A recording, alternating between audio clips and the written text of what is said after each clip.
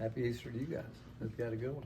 Coach, this time of year, I mean, it's wild, it's crazy. I mean, you think you're getting better at it? You and your whole staff are just managing it. I mean, how you approach it? I do. You know, we just kind of take it one day at a time, and knowing that things can change quickly, and but you just hope that you've done everything that you need to do to be in position when the dominoes fall one way or the other. And yeah, we just take it as it is, and we feel like that, you know, we stayed on top of everything that we need to stay on top of, and then hope in the end it works out the way it should.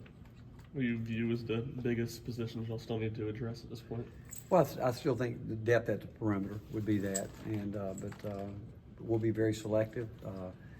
It'll be a cultural fit as well as what we look for, but we're still excited about obviously the players that we have. We're really excited about the guys that are coming back and the improvement we know they're going to make and the commitment they've made to the program. And I think they're going to show great leadership for these new guys coming in. And but anything we do, well, we do it not just now, but it's got to make sure it fits the culture. But we'll look at the needs that we need, but it's got to be right, or we won't move.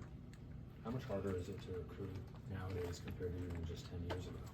Well, it's just different. I mean, you know, recruiting rules in my time in the game it's changed. It's forever changing. You just have to be able to deal with it, and whatever the rules of the games are, you have to adapt and adjust to it, and that's what we've always tried to do. What stood out about Jalen Carey, the 2 times y'all played him this year? Well, he pretty much had his way with us. He pretty much, we thought he was as good a player that we'd played against all year in the post in terms of getting done what that he needed to get done, and just the fact that and the screen, I don't think we played against anybody that screened better than he screened us all year long. But just obviously excited about Jalen and what he's going to bring to us. You were already bringing back 3 front court guys, but you went out and got Jalen. Why was that something you felt like you guys needed to do? Because we want versatility. We look at Cade as being a hybrid type of player. We think Cade, you know, is going to be able to do a lot of different things for us. And you got to always protect. I mean, you know, you look at JP. You know, his injury. We were shorthanded this year, and you got to think about that too when you put this together. And but what we like about our front line, we're not putting any of them in a box. We think that they can all. We want to expand all their games, but when you're putting together a team. I mean, there was times this year you guys saw us that we had 7 guys out there going against the walk-ons a lot, and but you've got to prepare for, you know, what might happen that you don't want to happen, but we feel good obviously about where we are on the front line. But again, I think Cade's versatility allows us him to do a lot more than just play there. How receptive was Cade, Felix, JP to Jalen coming in, considering today's day and age? Well, I think it speaks volumes about them that they're not afraid to compete. I mean, where they all want to go is all about, you know, competitive spirit. They all want to be professional basketball players, and I think they all have very much confidence, and they want to win. And I think that during our conversations with them, and even Jalen, the fact that he wanted to be here like he did, you know, he loves how we've done things and the things he talked about with us. But I think it speaks volumes about our guys that. You know, they say, hey, we want to win, and they put the team first, they put the program first, and they pretty much say, hey, whatever you guys think we need to do, we're all in with you. You all view Jalen as a guy that can kind of stretch the defense and develop a shot and hit some shots in the perimeter? Yeah, he can. I mean, there's again, I think the key is you don't put guys in boxes and you let them see, and you see how hard guys work, and but he showed us enough to know that you know that he can do a lot of different things. Coach, you've been doing it a long time. I would say maybe some high school kids and their parents don't like some of the hard truths you may tell them in the recruiting process. Do you find the older kids and their families, once they've been through it and maybe, you know, things hadn't worked out like they thought at the previous stop, they find just some blunt honesty to be attractive?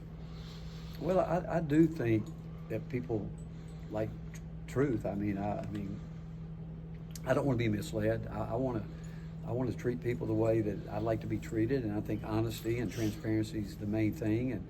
And I've said before, I think one of the reasons that we are where we are today with the transfer, there's always been a lot of transfers, and I think a lot of it goes back to where coaches misled people. They said things that they hoped might work out, but they didn't. And so I think honesty and transparency is the way to go. And I just really believe that God's got a plan for all of us. And if you tell the truth, and it's going to work out the way it should work out. And if it doesn't, again, I just don't want someone to come back on us and say, well, you told us this, but this didn't happen. We just want to be brutally honest from the beginning.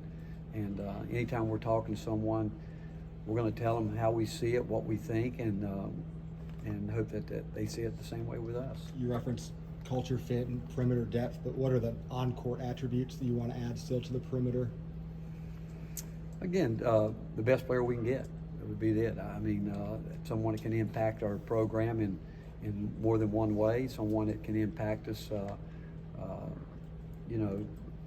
understands what we want to do. And again, we got a group of guys that I think that truly have bought into wanting to be the best team they can be, and we need someone to come in with that mindset, knowing that what their skill level, whatever it may be, what skills they bring, fits into what we need. And they have to know that if we're talking to them, it's something that we're looking for and what we believe we need to have here to help us to improve. How capable is JP of expanding the floor and consistently knocking down those shots? I think the biggest thing for him is, I think sitting out this year probably gave him a whole different light. And he would tell you that, I believe, that he would tell you that he saw the game in a way that, he's a year older and missed it, not being able to play. But JP has the ability to, he's a good shooter, a good offensive player, pass the ball. But I think he would tell you too, whatever role that he feels he needs to play to help this team win, that's what he's going to do. When do you see JP getting back into game-like activities from a health standpoint? Again, when you have the injury that he had, that's something that you take your time with, and we've done that with him, and we'll continue to do that. It's strictly up to Chad and the doctors. They've got him on a plan, and we'll stick to that plan. That's right down to the very dot of it, because we're not going to try to hurry him back. We want it to be done where he doesn't have to deal with this. He doesn't want to ever have to deal with it again, and so we're going to make sure we take our time with it as we have. How important was it to start this roster with Jacoby? I think, obviously when you lose the perimeter players that we did and you want to start there at that position, it was important. And the fact that his love for the state, his love for this university and wanting to come back. One of the last things he said to me when he left here, he said, I've been waiting a long time to take a shot on this court.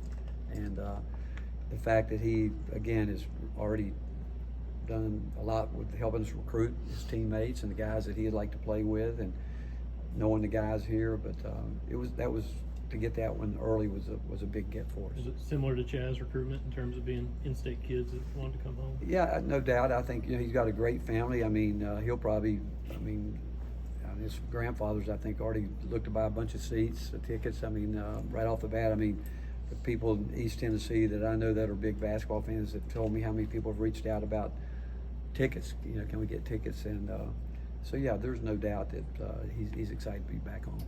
There's so many existing things for this program as y'all go throughout the season. Just the Players Era Tournament, it's a big part and it's a big stage that Tennessee's put on for the first time. So just what else are you building with this team during off season that really has no off season? Well, you're right. We don't have an off season, and we're still trying to put this team together, which who knows how long that will take, and we can say that will be our team going forward next year. But the real improvement always comes with your returning players, and not just what they do on the court. It's their maturity, their leadership, and these guys coming back have had a chance to be part of the NCAA tournament, obviously, and go deep into it. But the maturity level is probably maybe more important than the physical part of it, because when you bring in a new group of guys coming in, we expect the older guys that have been there, they know what our program's about, they know how we want to do things, that they really take these guys under their wing early and say, hey, this is how we do it, this is what we expect on and off the court. And so that really in some ways is what we're talking about with our returning players, not just their physical improvement, but their mental improvement. What's important for Bishop this offseason would have been your conversation and message to him? That he continues what he did the last couple weeks of the season. We felt it as a staff that he was really turning the corner, understanding what it's about. I think he had an incredible attitude. If you sit down and talk to him, about playing time, he said, "Hey, coach, we're a top 5 team, and we got experienced guys in front of me. I get it, you know," but he didn't ever, you know, have a bad attitude about that. You know, when he would get upset, it was always about himself, not playing up to the standard that he had set for himself. But the fact is, he's looking at it now that he knows that we need him to make that big jump. And he's worked as hard as anybody on our team since the season's been over with. He's probably put more time in the gym than anybody since the season's been over with. And it goes back to the previous question about what do we really need: maturity and understanding that it's the grind that he's getting into. And now he's going to go from a guy that, again, played, set behind, you know, a group of guys that put a lot of minutes in, to where he's a guy that's going to have to be out there and be counted on to perform at a high level. Stands out about Jacoby's game on the court. Do what? Jacoby's game on the court, what stands out? A lot. You know, he's obviously a terrific shooter, very unselfish. You know, I thought it was really neat in one of our first conversations. You know, he talked about he had never played much in ball screens until he went to the University of Maryland at Belmont. You know, they run their 4-out motion offense and more passing, cutting, reading, those type things. But going to Maryland, they put him in more ball screens. And if you look at it for 1 year, I thought he did a really good job with that. But he's a guy that would tell you that he doesn't, whatever it takes. If you need him with the ball in his hand, he'll play with it. If you need him to play off the ball, he'll do that too.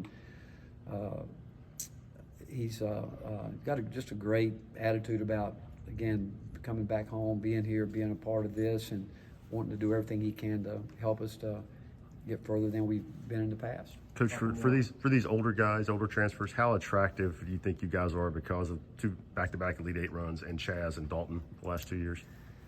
You know, you would think maybe that, but now with the finances out there, that kind of sometimes overweighs all that, you know, because, you know, I mean, you look at some programs are having to come up with a whole new roster of 10, 12 people. And you'd think that if it's just about playing time, you could jump on that real quick, but there's a lot more of that goes into it than that now. Obviously, you know, there's dollars that people are going to talk about, and oftentimes we've seen it where some people will take less money but for the opportunity to grow and be a part of a program, and some people feel like, hey, this is the best time for me to get money, and I want to take the money regardless of, you know, where it might be. And so I don't know if there's any rhyme or reason where people make decisions other than I truly believe they have to make the decision based on what they think's best for them at that point in time. You touched on it a little bit, but how important is the stability in the starting lineup with Felix coming back this year? Because you're obviously recruiting your own guys too. Well, again, I'm excited about Felix, how much he improved this year, and I think he's going to take another big step. You know, I do, and he had some great moments, and the fact again, like our guys returning, they want to be good, but we expect him to take a big jump, and he will. There's no doubt that in my mind he will. Of these returnees, who's really taken that big step to that leadership maturity role that you were talking about? Of the returnees, Yeah. who's really taken that big step in that leadership Well, role? I think we'll see that more once we really get back together as a group. I mean, individually, when we're doing our individual workouts right now, they've all been terrific in terms of their approach coming in, getting their work done. And it's when you really put the locker room back together and they're in there, that's when all that leadership and all that comes back together, and when these newer guys come in. But amongst the guys here, I think there's a great deal of respect for each other, and they know that we've lost a group of guys that played a lot of basketball for us, and it's their turn. It's their turn, and they've got to be ready to embrace that. They know that, and obviously as a coaching staff, we're going to continue to talk to them about you know, where we are, where we want to go, but they know it. It's just a matter of getting everyone in here together and starting to. And that won't happen until really we get into the first session of summer school. Thanks, Coach. Thanks,